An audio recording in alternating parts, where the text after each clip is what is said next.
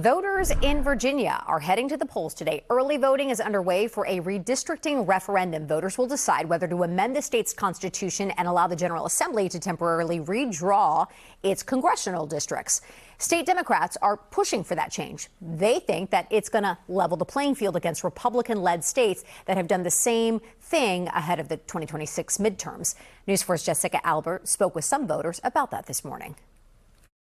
Voters were already here and ready to cast their ballots when the polls opened earlier this morning. They will be voting yes or no on whether Virginia should temporarily change its congressional districts. It's a temporary change that could have national implications as we head into midterms. The proposed map would look like this. It chops up Northern Virginia and includes deep blue regions with red areas down south.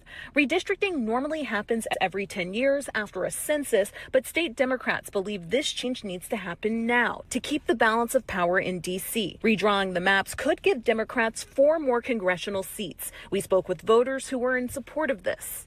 Nationally, I think Democrats are having their power diluted across the country.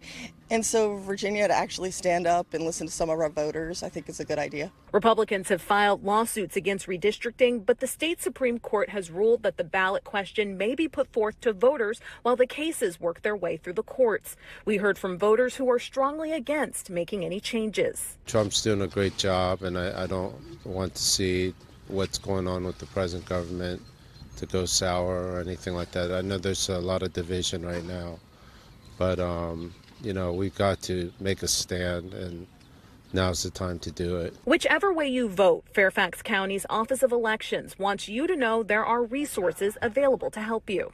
Big thing as usual, right? When you come out for early voting, it's much like you're voting or visiting, I should say, a polling place on Election Day. You need to make sure you bring that form of ID or be prepared to sign an ID confirmation statement, right? Just be ready to come in, interact with an election officer, provide that initial information. Big thing now, right, is that this is a referendum, so there's some information available on our website and on the state's website, an official explainer brochure that lets voter know what is on the ballot itself.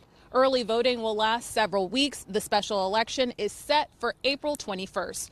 In Fairfax County, Jessica Albert, News 4.